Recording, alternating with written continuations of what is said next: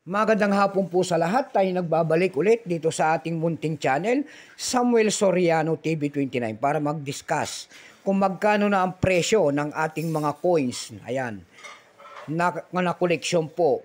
Tinitingnan natin ang mga presyo sa ating mga online selling. Magandang hapon po sa lahat ng ating mga subscriber. Ayan, 1K subscriber na po tayo at lubos tayo nagpapasalamat sa ating mga subscriber dyan. Thank you so much.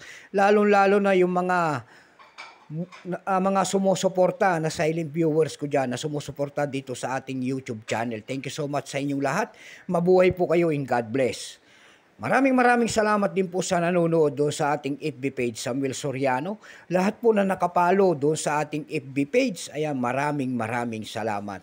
Lalo na yung mga nagsisend ng gift dyan sa akin tulad ng star. Thank you so much sa inyong lahat. Mabuhay po kayo.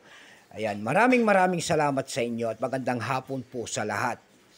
Ayan, special shoutout lang natin ng mga namatayan dyan, si Auntie Rosa po, dyan po sa Daragin. Lahat po ng Soriano family po dyan ay condolence po. Ayan, babatiin ko lang ang aking mother dyan, Milagros Soriano po, ng Daragin, Dumpay, Basista, Pangasinan.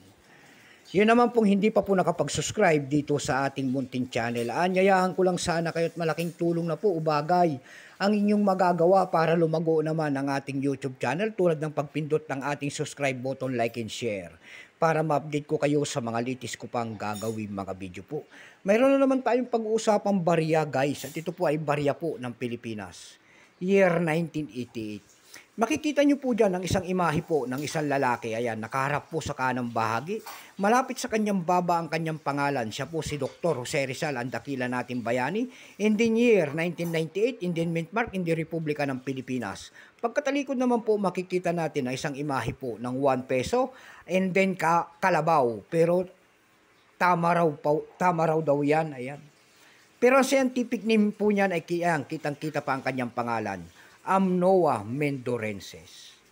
Pero pagharap natin, ito po, si Jose Rizal yata rito ay babalo. Ayan, kaya error points ito kasi siya po ay babalo. Ayan, makikita nyo po. Bago tayo magsimula sa ating talakayan para makita natin ang kanyang presyo, kilalanin mo muna natin siya. Issue po nito ay Philippines. Pagmasdan nyo po, babalo po si Dr. Jose Rizal dyan. Ayan, napakahaba ng baba. Issue po nito ay Philippines po. Period Republic 1946 up to date po. Type nito standard circulation coins years 1983 hanggang 1990. Value nito 1 peso. Ayan, large type po ito kasi may maliit yan. Currency piso 1967 up to date po. Composition niyan ay copper nickel. May bigat lamang itong 9.5 grams, may habang 29 mm. May kapal po naman itong 1.9 mm. Hugis po bilog, orientation ay middle alignment. Itinigil naman ang paggamit sa barya na to ng Pilipinas noong January 2, 1998. Number N-2448, reference number KM-243-A. Ayan. Ito pong year 1988, ito po ay 20%. Kung ilang piraso naman ang ginawa sa barya na hawak natin, ito po ay 54,636,000 piraso po. May price na po ito doon sa ating numista.com kung tawagin ng ating mga kolektor. Yung kanyang very fine ay 24 pesos, extra fine ay 35, almost uncirculated ay nagkakahalaga po ng 43 pesos. Tayo naman po'y dumako sa kanyang mga presyo. Doon sa ating ebay.com, ayan, sa Carousel PH naman po tayo.